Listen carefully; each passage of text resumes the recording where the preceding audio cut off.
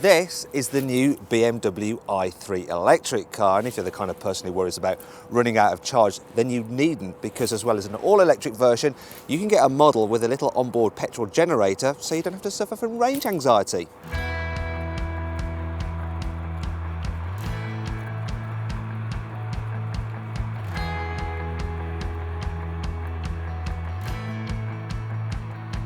The all-electric version of the i3 has a real-world range of about 80 miles on a single charge, and they'll take around 10 hours from a normal 3-pin main socket. However, you can double the distance with the range extender model, which has a 2-cylinder 650cc petrol generator on board. The little engine is located under the boot floor, but it never drives the wheels. Instead, it produces electricity to power the motor. This is also located at the back and means the i3 is rear-wheel drive, like all BMWs should be. Now I want you to imagine that this rather tasty looking cherry flapjack is the car's chassis, but instead of being made out of oats, it's made from aluminium. And this holds all the bits that make the car go, such as the batteries in the middle, you've got the motor at the back, you've got the suspension and the wheels at the sides, and on top of that sits a carbon fibre body, and you can see, look, the carbon fibre is exposed down here, and that is going to be symbolised by this brownie, and that just sits right on top. And the best thing about that design is that it means, yeah, it tastes really good. Seriously though, the way the car is built creates a very airy feeling cabin, as there are no mechanical bits encroaching into the passenger space. This means you get a totally flat floor, and this, plus thin seats, help free up space. So does the location of the gear selector, which is a cool rocker switch on the steering column. Overall, the i3's cabin has a zen-like minimalism, which helps soothe and calm its occupants. Ugh. I don't normally spout such rubbish in reviews, but there's something about the i3 that makes you feel all kind of new age and right on. Maybe it's the fact that, you know, part of the interior, like here on the doors and on the top of the dash, is made from recycled plant materials, and the swoopy effect of it all. In fact, you can actually get eucalyptus wood for this part of the dash, and it looks amazing. Obviously this car hasn't got it, and I want to show you now with a cutaway.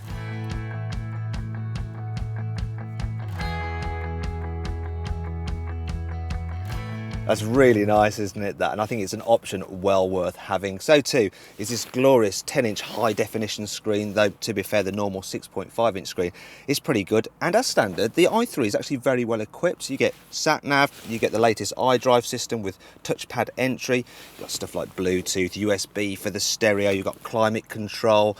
You also get things like 19-inch alloys and daytime LED running lights as standard.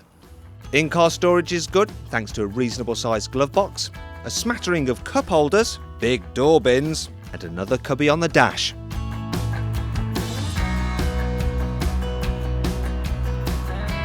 The i3 will only cost you a couple of quid to charge with electricity if you do it overnight, and if you go for the range extender model, it's actually quoted at 470 miles per gallon. And let's say that you didn't charge up the batteries and you just ran it using petrol power alone to provide electricity for the motor, then you'd still get around 50 miles per gallon in the real world, which, I mean, that's still pretty impressive. Electric cars are cheaper to maintain, and in theory should be more reliable than a normal car too, as there are less moving parts to go wrong. All this should make the i3 inexpensive to live with. But there is one question: does it feel like a true BMW to drive? That's an easy one to answer actually, because yes, it does. Because you've got rear-wheel drive, the front wheels, they don't have to think about anything besides steering, and so the car's really responsive to your inputs, and it actually feels quite darty. And despite being quite tall, there's hardly any body roll through the corners, and actually, out on a twisty road, this i3 is really, really good fun. But the best bit is the performance. The motor produces 170 horsepower and means the electric-only i3 can go from 0 to 62 miles an hour in just 7.2 seconds. This range extender version is slightly slower, as it's about 100 kilograms heavier, but it can still do 0 to 62 in under 8 seconds. On the move, the car actually feels even faster than those numbers suggest, because you get this instant response from the electric motor. So when you put your foot down, the car just takes off immediately. In fact, BMW says the i3 can get from 0 to 30 miles an hour quicker than an E92 M3, and that has a gas-guzzling 4-litre V8. Okay, so let's just say I've pulled up at the lights and a boy racer pulls up next to me and he fancies a drag race, but little does he know the performance that I can get from this electric car. So all I do is look at him and then floor it, and there we go, already I'm doing 30. And I'm ahead of him in the traffic and I can slow down and block him behind me, making him really, really cross. In fact, the way you can control this car just on the throttle alone is really good, because it actually uses the motor to recharge the batteries, and it gives this braking effect when you lift off the accelerator. And that makes it really easy to just kind of nip in and out of traffic. The i3 really is brilliant in town. You sit quite high, and this plus the big windscreen gives you a great view ahead, while the turning circle of less than 10 metres means you can out U-turn a taxi, or just go round and round and round. This little BMW's also good on the motorway as well. It can hold its own at speed, it feels planted when you're going quickly, and it's very, very quiet. Even if you've got the range extender model and the little petrol generator kicks in, it's only a mild thrum, you don't notice it too much. Problems though are that the suspension, yeah, it's a little bit on the firm side, and it's not helped by the fact you've got 19-inch wheels. So, if you hit a bump or an expansion joint on the motorway, you do get a bit of a jolt, and it doesn't seem to just cruise or float over bumps quite as well, this car, as a Nissan Leaf. As a result, mid-corner bumps can upset the car, while the skinny wheels means in faster corners you shouldn't get too carried away, as there's less grip than you get with other BMWs. Speaking of which, the i3 isn't even as practical as a 1 Series. Yes, the seats fold down flat and there's no boot lip to lift stuff over, but with the seats in place, the volume is considerably smaller than even a Ford Fiesta. Then there's the doors. Now, it may be really cool how they open, but if you want to get in the back, you have to first open up the front, which can be annoying if you're having to drop people off or pick them up, say, on the school run.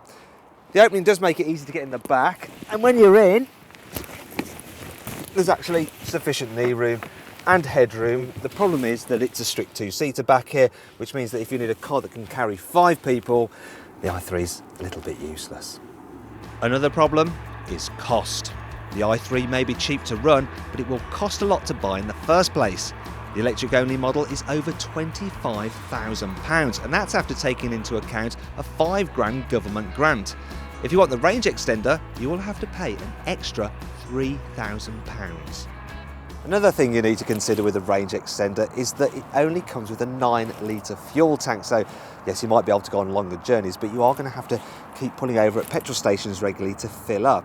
Still, it does mean that you can use your i3 for more than just city commuting, and that means that overall, really, the range extender is the model to go for. Finally, there's the exterior design. There's no denying the i3 is a bit different. Some would say it's just plain ugly. Do you know what? I actually felt the same way when I first saw it, but the looks have actually grown on me, and that's probably because I've been charmed by the way it drives and the way it feels to sit in. And I think for this electric car, people won't mind so much about paying a premium for it because it's got that desirable BMW badge compared to its rivals such as the Nissan Leaf and of course the Vauxhall Ampera. But before you buy an i3, you should definitely check out reviews of those two cars, and of course don't forget, once you've seen those, click on our logo to subscribe to the CarBuyer YouTube channel.